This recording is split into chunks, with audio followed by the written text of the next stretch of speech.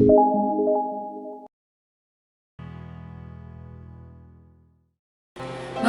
araw mga ka-SBEC at welcome sa ating SBEC online class. Ako si Teacher Mylene. At ako si Teacher Rod. Ako si Teacher Jane. At ako naman si Teacher Jen. At kami ang makakasama ninyo sa pag-aaral ngayon. Kamusta kayo? Bago tayo magsimula, tayo muna ay umawit ng isang SBEC song. Handa na ba kayo? Sabayan natin ito.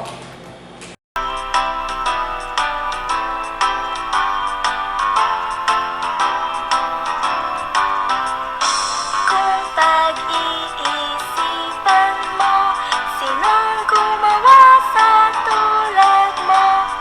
Diyos ang siyang lumikha sa'yo, maging lahat ng bagay sa mundo. Nasa kasulatan ang katotohanan. Manlilikha't Diyos, dapat mong malaman. Di ko nahahayaan maling aral ng sinuman. Ang Diyos lamang at Biblia ang paniniwalaan. Nasa kasulatan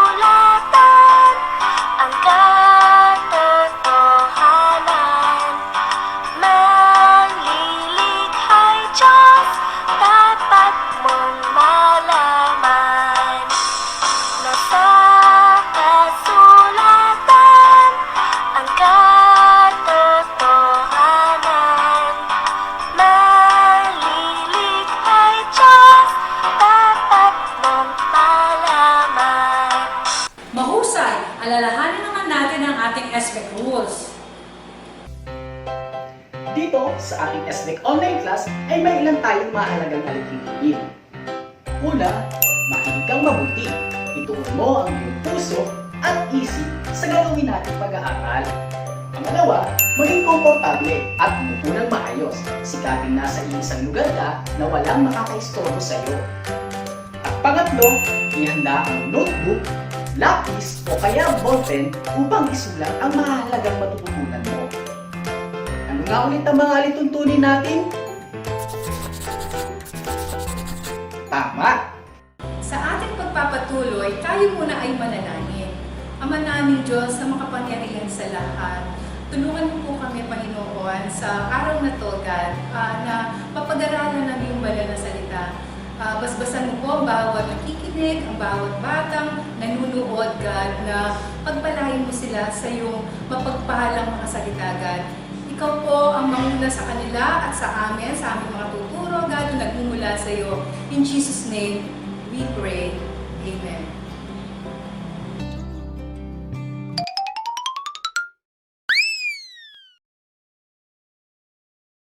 Alam ba ninyo kung ano ang mga ito? Tama! Ito ang mga gamit ng mga tinatawag na espiritista upang manghula. Napatunayan na natin na maraming beses na hindi totoo ang ganitong klaseng panghuhula. Kadalasan ay nagkakataon lamang ang kanilang sinasabi dahil ang kanilang hula hindi naman talaga tumutukoy sa isang partikular na tao. Halimbawa, kung magbabasa ka ng horoscope, sa isang pahayagan ay maaari ka makakabasa ng ganito. Nakakaralan na yun, huwag manisi ng kapwa. Ikaw dapat ang kumilos at magsikap. Nasa kamay mo ang paraan kung iyumakan. Ano ang mga numero ang natuwa? Isa, ito at 8. Green at red naman ang buenas. Pansinin ninyo ang mga hulang ito. Ito ay isang pangkalatang pahayag, hindi ba? Tiyak ako ang lahat ng makakabasa nito ay sasabihin ang hulang ito ay para sa kanya. Ang lahat naman ay hindi dapat manisi at sa halip ay kumilos at magsikap, hindi ba? Hindi ba't kung ikaw ay magsisikap, maaari ka naman talagang magtagumpay at yumaman? Ang mga ganitong klaseng hula ay maaaring magkatotoo sa isang tao at maaari din namang hindi.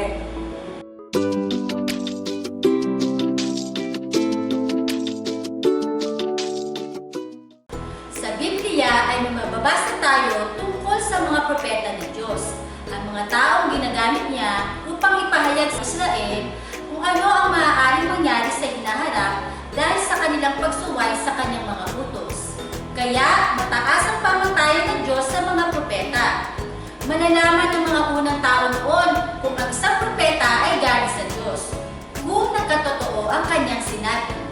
Dahil Diyos lamang ang nakakaalam ng lahat ng bagay. Siya lamang ang maaaring maghayag ng mga aaaring maganap sa hinaharap. Ang mga propesiya ng mga propeta sa Biblia ay hindi pangkalahatan, kundi tiyak. May eksaktong tao, panahon, pangyayari, o lugar na tinutukoy at ang mga ito ay naganap o magaganap ayon sa eksaktong sinabi. Halimbawa, noong ang Israel ay isang bayang pinili ng Diyos, ay tumalikod sa Kanya. Pinayaan ng Diyos na sila ay sakupin ng isang makapangyarihang bansa, ang tinatawag na Babylonia. Ang mga Israelita ay nagapi. Sinira ng mga sundalo ng hari ng Babylonia ang kanilang banal na templo. At ang mga natirang buhay sa kanila ay dinala dito sa kanyang bayan na ngayon ay kilala sa pangalang Iraq.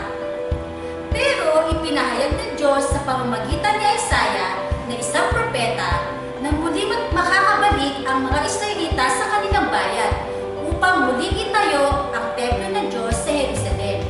Ilang daang taon bago pa isinilang ang dakilang Ciro o Cyrus the Great ay napangalanan na siya ni Isias. Siya ay magmumula sa bansang kalaban ng Babylonia o Iraq, ang Persia na ngayon ay tinatawag na Iran. Hindi pa malakas noon ang Persia, pero inihayag na ni Isaiah na magagampi nito ang Babylonia at si Cyrus ang uupong hari ng isang malawak na imperyong iiwanan ng hari ng Babylonia.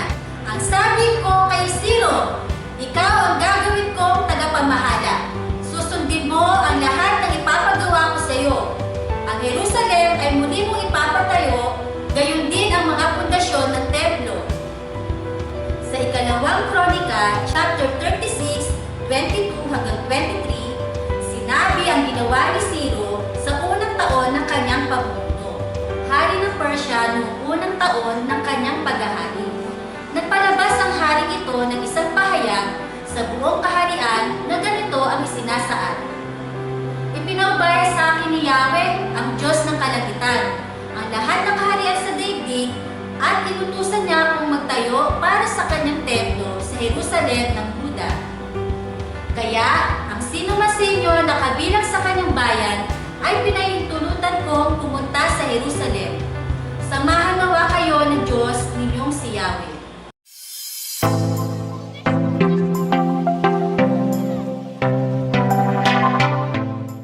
Ang propesiya ng Biblia tungkol kay Ciro ay isang patunay na ang Biblia ay totoo. Subalit, mas lalong nakamamangha ang propesiya tungkol sa ating Panginoong Hesus. Pero bago natin tingnan ang mga ito, nais kong pag-aralan muna natin ang mga bilang na ito na mahalaga tungkol sa Biblia. 40. May humigit kumulang 40 taong ginamit ng Diyos upang isulat ang kanyang salita. 1. Bagamat napakaraming manunulat, may isang author lamang ang Biblia. Ito ay ang banal na Espiritu. 66. Ang Biblia ay binubuo ng 66 na mga aklat mula Henesis hanggang Pahayag. 1,200. Tumagal ng higit 1,200 taon ang kailangan para maisulat ang lahat ng aklat ng Biblia. 2. Ang Biblia ay nahati sa 2 bahagi, ang Lumang Tipan at Bagong Tipan. 39. May 39 na mga aklat ang bumubuo sa Lumang Tipan. Ito ang mga aklat na naisulat bago dumating ang Panginoong Hesus. 27. 27 naman ang mga aklat na bumubuo sa Bagong Tipan. Ito ang mga aklat na naisulat tungkol sa buhay ng Panginoong Hesus noong siya ay narito pa sa lupa. Ang ibig sabihin ng tipan ay kasunduan. Ang Biblia ay tungkol sa kasunduan ng Diyos at tao. Ibig sabihin, may lumang kasunduan at bagong kasunduan. Tungkol saan ang kasunduan ito? Ito ay tungkol sa relasyon ng Diyos tungkol sa kanyang mga nilalang o kung paano magiging tama ang tao sa Diyos. Ang Diyos na lumikha ng lahat ng bagay ay banal. Siya ay perpekto, hindi nakagagawa ng kahit anong kasalanan o kamalian. Kaya, nang ang unang lalaki at babae ay nagkasala, sila ay nahiwalay sa Diyos. Subalit, ang Diyos ay pag-ibig, kaya nakipagtipan ng Diyos sa mga tao upang muli tayong makalapit sa Kanya. Sa Israel lugar kung saan siya maaaring lapitan. Ito ang templo sa Jerusalem. Ganito ang paraan na ibinigay ng Diyos noon sa mga tao. Kailangan nilang mag-alay ng isang malinis na hayop na itinakda niya kung nais nilang makipag-usap sa Kanya. Taon-taon, ang mga tao sa Israel ay nag-aalay ng hayop sa templo bilang kabayaran sa kanilang mga kasalanan. Isa ito sa mga kondisyon ng Diyos sa lumang tipan upang patuloy niyang pagpalain ang kanyang bayan. Subalit, ang lumang tipan ay larawan lamang ng gagawin ng Diyos upang hindi na kailangang mag-alay ng hayop ang mga tao taon-taon. Siya mismo ang magbibigay sa tao ng isang perpektong alay na mag-aalis ng kasalanan ng lahat. Ipinahayag ng propeta sa lumang tipan kung sino ito, kailan, at saan siya ipapanganak, at paano niya ililigtas ang sanlibutan. Tatawagin siyang Mesiyas na ibig sabihin ay Kristo o tagapagligtas. Kaya naisulat ang mga aklat ng bagong tipan dahil ito ang katuparan ng lahat ng propesiya sa lumang tipan tungkol sa tagapagligtas, ang ating Panginoong Hesus mismo.